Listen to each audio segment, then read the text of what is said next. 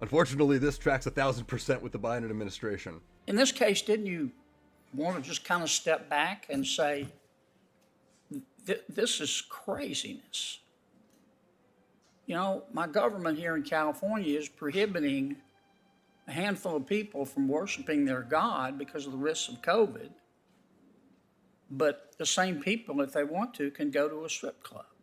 Does that make sense to you? As I understand the case, the religious liberty case, you ruled that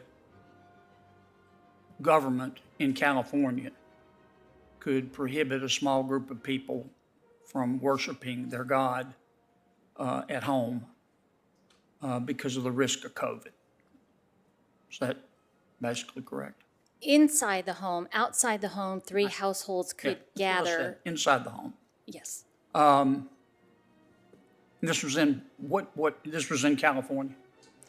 Yes, the restrictions were specifically that were challenged. Yes, ma'am. Were Santa Clara County I've and only got a limited California. amount of time. I'm just trying to, it was in California. That's correct. Sorry to interrupt you. Is there something about COVID in California that makes it more likely for a handful of people in their home who are worshiping Allah or the Dalai Lama to get COVID than a handful of people in a strip club? California, and particularly my county where my courthouse is based, had the first confirmed death of COVID in February 5th of 2020. Was it in a strip club? No, you were just asking me what were the situations in... Yeah, this one. Excuse me, go ahead, please, sir. In this case, didn't you want to just kind of step back and say, this is craziness? You know, my government here in California is prohibiting a handful of people from worshiping their God because of the risks of COVID. But the same people, if they want to, can go to a strip club. Does that make sense to you? The evidence that was before me... I understand that, but it doesn't make sense to the American people. I don't want to beat this to death. Let me ask you a couple more. Did you enjoy listening in Mississippi? I'm sorry? Did you enjoy living in Mississippi? Yes, I did. Yeah, good. You talked about the poverty in Mississippi. Where do you live now? I live in Menlo Park, California. Okay. Is there poverty in Menlo Park? Yes, there are parts of... Yes, that's correct. Is it deep poverty? I couldn't give you a That's okay. exact answer to that question. I just want to make sure California, I'm not happy about either circumstance, but you zeroed in on Mississippi, and I just wanted to make sure you weren't picking on Mississippi. Oh, no, I was just asked about it. Chairman Durbin specifically asked me to talk about Mississippi. Right. That's the only reason why it came up. Okay. Yes. All right. I originally didn't mention it in my family story. I'm just curious. Do you know the name of the person who cleans your office? Yes, Steve is the one who takes out the garbage every day. He comes by at 3 o'clock, and Eva is the one who cleans in the morning about 7 a.m. Good for you. Yes. Good for you.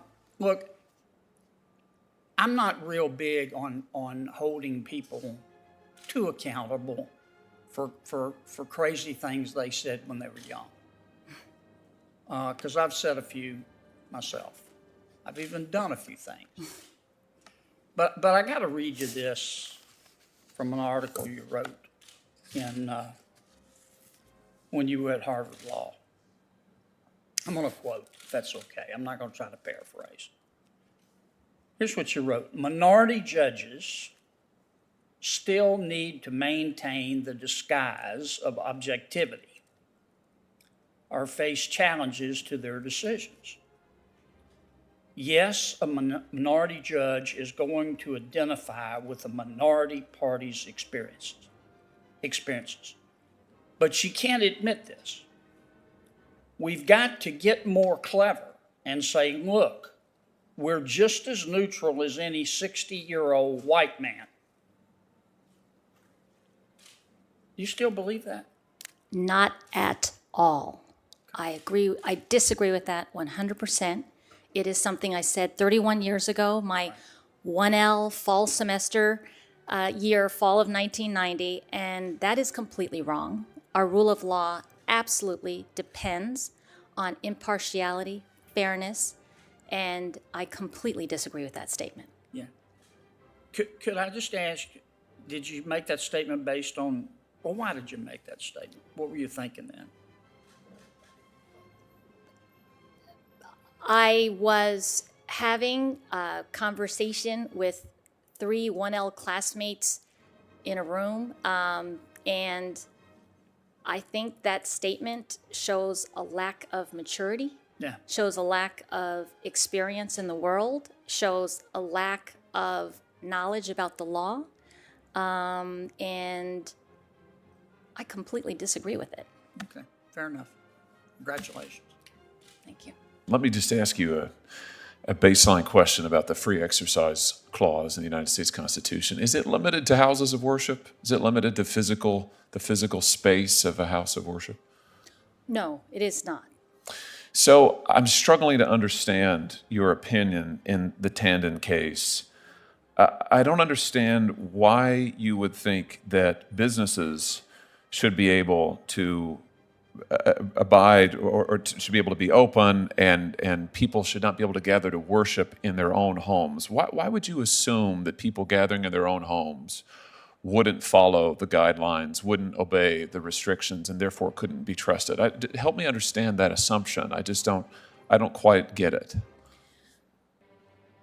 On my part, it wasn't an assumption. That was the scientific evidence and the only evidence on that issue that was presented in the record. Wait, it was scientific evidence that people of faith don't follow rules? No, but that the risk of transmission is greater inside a private home than in a commercial entity that is regulated, that can be subject to criminal penalties. I recognize... Wait a minute. Yes. I'm sorry, but your opinion says, under the state's restrictions, commercial environments require masking and social distancing, a requirement that can be enforced by commercial workers. On the other hand, at plaintiffs' gatherings, it is uncertain whether participants in these gatherings would maintain social distancing. My order also mentioned that there are criminal penalties for not complying with the restrictions on commercial entities. Right, so you assume that because of those, that commercial businesses will comply, but you assume religious believers would not comply. I'm just trying to understand why you disfavor religious believers in this way that seems very personal.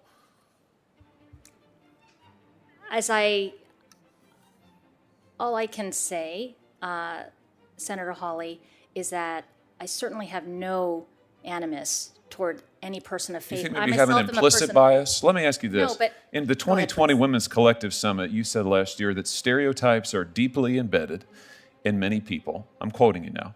And they may not even be aware that they're there. Do you think maybe that describes your view towards people of faith? I mean, has the Supreme Court's reversal of you maybe prompted you to confront some implicit biases you may have against people of faith? I'm a person of faith, so I would have to be having a bias against my own. So you're telling me no? The answer is no? I do not believe that I am biased against people of faith. I'm a person of faith. My whole family is a family of faith. Let me read you what the Supreme Court said about your reasoning. They said, you cannot assume the worst when people go to worship, but assume the best when people go to work. Why did you assume the worst when people go to worship? I did not assume the worst. So they're wrong about that? No, I'm just saying that at the time, I looked at the evidence before me, and I looked at the Ninth Circuit precedent at the time, which was you're supposed to look through these 7 factors about increased risk of transmission. And that's the precedent I followed. I completely will fully, faithfully, fairly, in every case going forward, adopt all 4 of the holdings that the Supreme Court made and clarified in Tandon. And I understand you cannot assume the worst of people as they go to worship. But you think the Supreme Court misdescribed your opinion in this regard when they said the state cannot assume the worst when people go to worship, but assume the best when people go to work? You think that's a misdescription? I understand that's the law, and that is what I'm going to follow. I certainly had no intent to I certainly had no intent to do that. At the time, I was following existing Ninth Circuit precedent and looking at risk of transmission and making findings based on the record, which is what I understand to be my job. I understand now that comparability has to be assessed in a different way. I understand that what the rule is on the narrow tailoring for strict scrutiny analysis. I understand how you look at what is neutral and generally applicable. All of that clarification, I really appreciate. I did not have it at the time when I issued that ruling, but I will fully, faithfully, and fairly follow that going forward. Well, all I can say is that I'm concerned about the tone of your opinion. I'm concerned about the assumptions that underlie it. I think the Supreme Court's reversal of it was quite significant. And I think the assumptions that people of faith can't be trusted, but people who go to strip clubs, as Senator Kennedy said, can be, is frankly pernicious and something that's worth further examination. And for those reasons, among others, I can't support your nomination. Thank you, Mr. Chairman.